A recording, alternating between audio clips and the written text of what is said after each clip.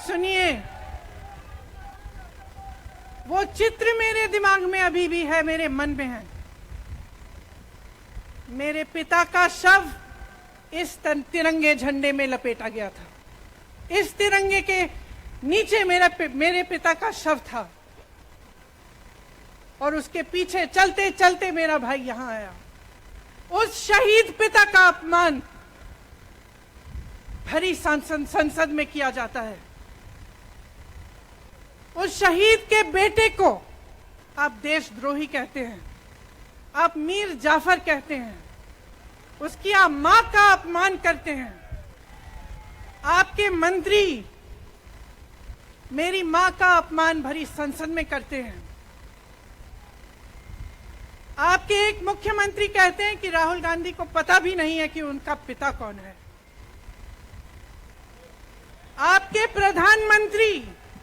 आपके प्रधानमंत्री भरी संसद में खड़े होकर कहते हैं कि ये परिवार नेहरू नाम को इस्तेमाल क्यों नहीं करता। पूरे परिवार का अपमान करते हैं। कश्मीरी पंडित समाज के रिवाज का अपमान करते हैं, जिसके तहत एक बेटा अपने बाप के मरने पर पगड़ी पहनता है, परिवार की परंपरा को आगे बढ़ाता है। लेकिन आप पर कोई मुकदमा नहीं होता, आपको 2 साल की कोई सजा नहीं मिलती, आपको जेल की सजा नहीं मिलती, आपको संसद से कोई बाहर नहीं निकालता, आपको मना नहीं करता कि 8 सालों के लिए आप चुनाव नहीं लड़ सकते। क्यों? मैं पूछना चाहती हूं, क्यों? आज तक हम चुप रहे हैं, हमारे परिवार का अपमान करते गए। मेरे भाई ने क्या कहा? संसद में वो मोदी जी के पास गए और उनसे गले लगे। मेरे भाई ने कहा, मैं आपसे नफरत नहीं करता हूं, मेरे दिल में आपके लिए कोई नफरत नहीं है, हमारी विचारधारा अलग है, लेकिन हमारी नफरत की विचारधारा नहीं है। तो मैं पूछना चाहती हूं, एक आदमी का कितना अपमान करोगे? कितना अपमान करोगे? क्या यही है इस देश की परंपरा? आप परिवारवादी कहते हैं, तो भगवान राम कौन थे? भगवान राम को वनवास में भेजा गया, उन्होंने अपने परिवार, अपनी धरती के प्रति अपना धर्म निभाया। क्या भगवान राम परिवारवादी थे? क्या पांडव परिवारवादी थे कि वो अपने परिवार की संस्कारों के लिए लड़े? और हमें क्या शर्म आनी चाहिए कि हमारे परिवार के सदस्य शहीद हुए इस देश के लिए, कि इस झंडे में उनका खून है, इस धरती में उनका खून है, इस देश के लोकतंत्र को मेरे परिवार के खून ने सींचा है। और जो सोचता है कि हमें अपमानित करके हमें डराएंगे, हमें धमकाएंगे, जो सोचता है कि तमाम एजेंसियों को लगाकर, हम पे छापे मारकर, हमसे कुछ भी कर ले, हमें डराएंगे, वो गलत सोचते हैं। हम डरने वाले नहीं हैं। हम और मजबूती से लड़ेंगे। हम इस देश के लोकतंत्र के लिए कुछ भी करने के लिए तैयार हैं। इस देश के लोकतंत्र को, इसकी नींव कांग्रेस पार्टी के महान महापुरुषों ने डाली है। कांग्रेस पार्टी लड़ी इस देश की आजादी के लिए और आज भी इस देश की आजादी के लिए ही लड़ रही है।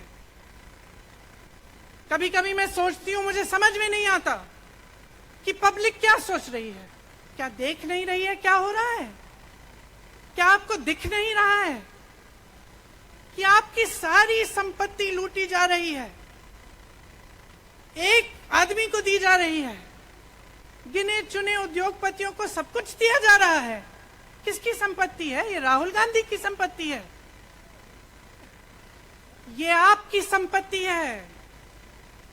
ये पीएसयू किसके हैं? किसके लिए बनाए गए? आपके लिए बनाए गए जो ऐसे एक के बाद एक इनको बेचे जा रहे हैं, दिए जा रहे हैं, इसी से तो आपका रोजगार आता है। छोटे उद्योगों से, छोटे व्यापारियों से आपका रोजगार आता है, किसी बड़े अडानी से नहीं आता। रोजगार नहीं देते, छीनते हैं आपका रोजगार। तो आप समझ क्यों नहीं पा रहे हैं? आप गैस के सिलेंडर के लिए 1000 रुपए दे रहे हैं और यहां आपकी सारी संपत्ति किसी को सौंपी जा रही है। राहुल गांधी जी ने क्या कहा? अरे कौन सा इतना बड़ा जुल्म कर लिया कि आपसे 2 सवाल पूछ लिए, जवाब नहीं दे पाए ना, घबरा गए। और जो अहंकारी होते हैं, तानाशाह होते हैं, क्या करते हैं? जब सवालों का जवाब नहीं दे पाते तो पूरी सत्ता को लेकर जनता को दबाने की कोशिश करते हैं। जो सवाल उठाता है उसको दबाने की कोशिश करते हैं। आपने कभी सोचा है, आंखें खोलिए, आपने कभी सोचा है कि ये पूरी सरकार, ये सारे मंत्री, ये सारे सांसद एक आदमी को बचाने की क्यों इतनी कोशिश कर रहे हैं?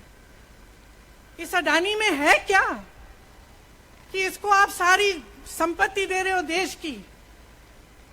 20 हजारों करोड़ शेल कंपनियों में इनकी हैं और आप इन पे इंक्वायरी नहीं कर सकते। ये अडानी है कौन कि आप सब उनका नाम उठते ही बौखला जाते हैं और उनको बचाने में लग जाते हैं?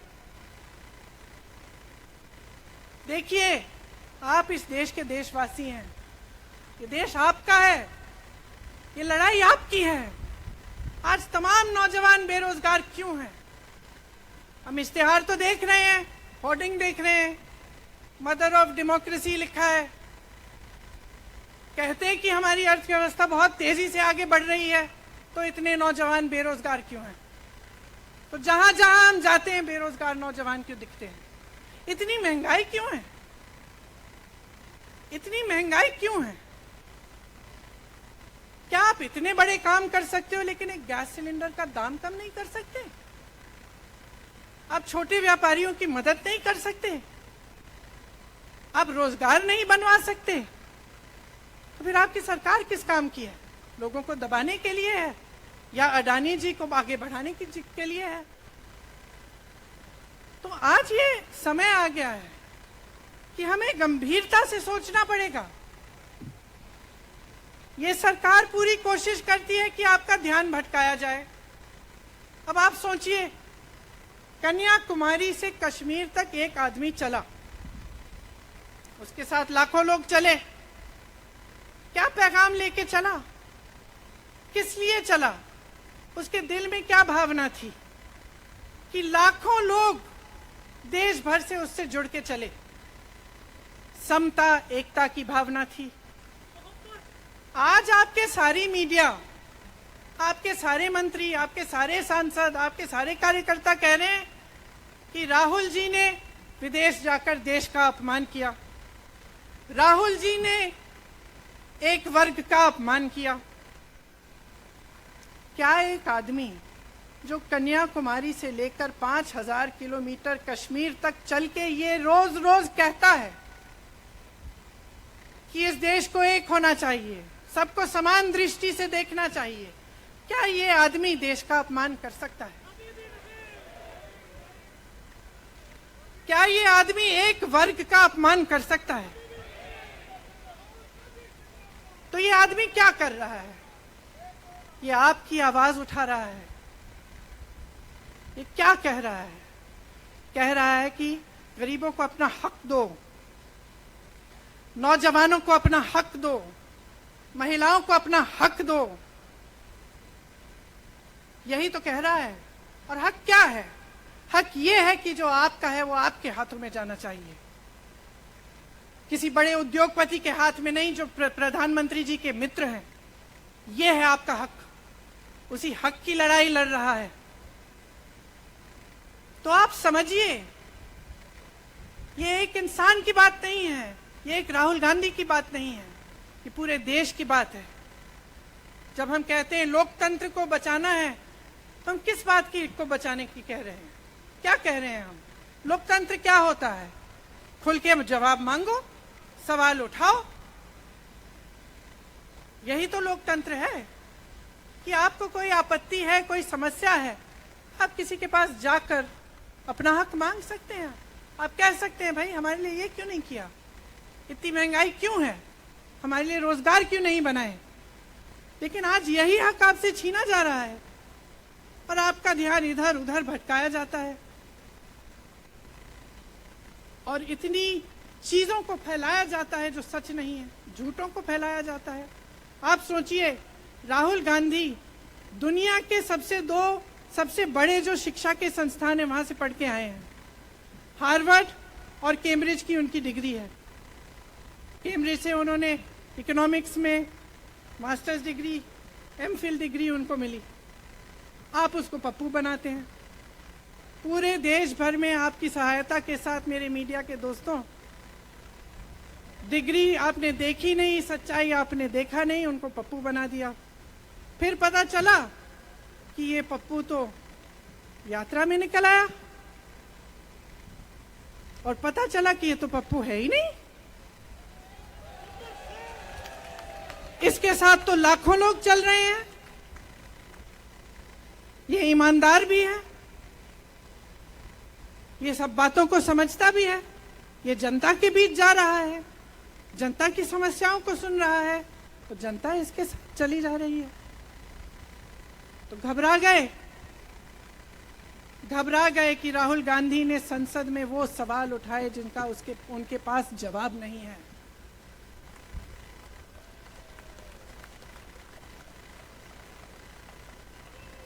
क्या किया सुन लीजिए।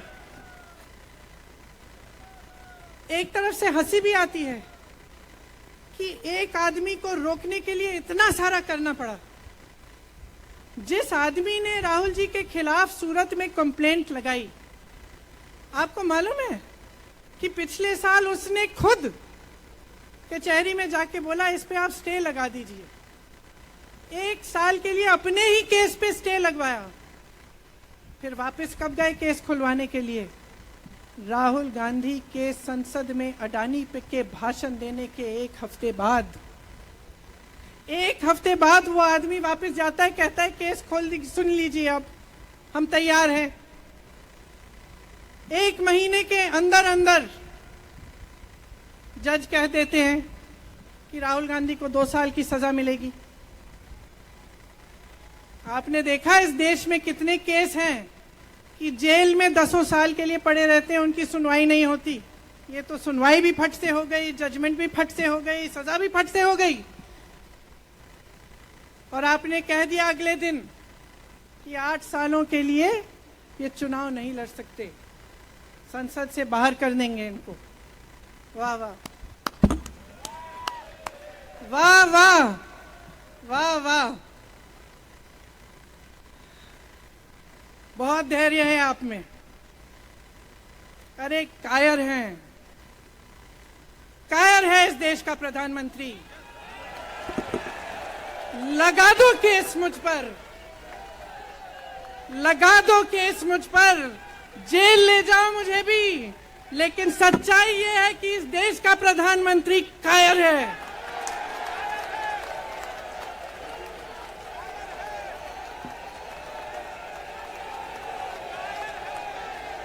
अपनी सत्ता के पीछे छुपा हुआ है,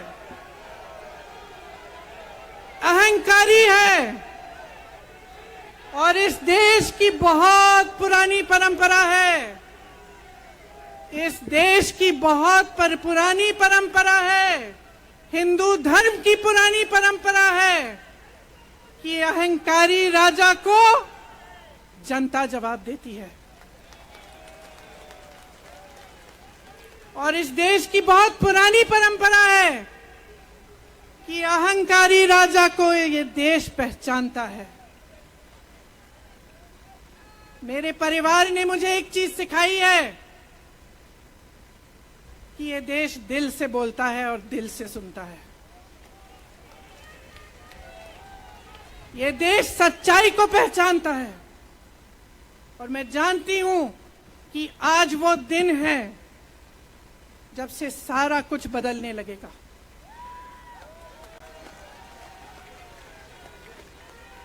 मेरे मीडिया के साथियों, मैं आपसे कहना चाहती हूं, बहुत हो गया है, बहुत हो गया है। मैं जानती हूं आप पर कितना दबाव है। मैं जानती हूं कि आपको लाइन भेजी जाती है कि आज आपको ये कहना है, आज आपको ये लिखना है। लेकिन आपकी एक बहुत बड़ी जिम्मेदारी है। आज लोकतंत्र खतरे में है। अगर सरकार सवाल उठाने वाले को 8 सालों के लिए संसद से निकाल सकती है, अगर कह सकती है कि तुम्हें चुनाव लड़ने की ही इजाजत नहीं है, तो बहुत गड़बड़ है, बहुत गलत हो रहा है। और ये लोकतंत्र के लिए ठीक नहीं है, ये इस देश के लिए ठीक नहीं है। जब आप पत्रकार बने, शुरू में जब आप काम के लिए आए, तो आपके दिल में भी ये होगी बात कि देश के लिए मैं सच्चाई बोलूंगा, मैं सच्चाई बोलूंगी। आज आप बोल नहीं पा रहे हैं, हिम्मत करिए, खड़े हो जाइए आप भी। और जैसे खड़गे जी ने कहा कि तमाम पार्टियों ने आज अपनी आवाज उठाई है, उनका हम सब धन्यवाद देते हैं। और हम सबको एक होना पड़ेगा, इसलिए होना पड़ेगा क्योंकि आज ये देश खतरे में है। आज इस देश की सारी संपत्ति एक आदमी को सौंपी जा रही है और उस आदमी को बचाने के लिए पूरी सरकार खड़ी हो जाती है। बहुत गलत हो रहा है। अगर आज मेरे भाइयों और बहनों आप इसको पहचान नहीं पाएंगे तो इस देश को बहुत खतरे में डाल देंगे। इसीलिए यहाँ खड़े हुए महात्मा गांधी जी की समाधि के कुछ ही गज दूर खड़े हुए मैं आपको याद दिलाती हूँ कि कितनों ने इस देश के लिए अपना खून बहाया है, कितनों ने इस देश की धरती, इस देश की आज़ादी के लिए अपना खून बहाया है। ये अफसर हैं यहाँ तैनात खड़े हैं, इसी तरह से इनके भाई सरहद पे खड़े होते हैं हमारे लिए, आज भी अपना खून बहा रहे हैं। क्या इसके लिए? क्या अडानी जी के लिए?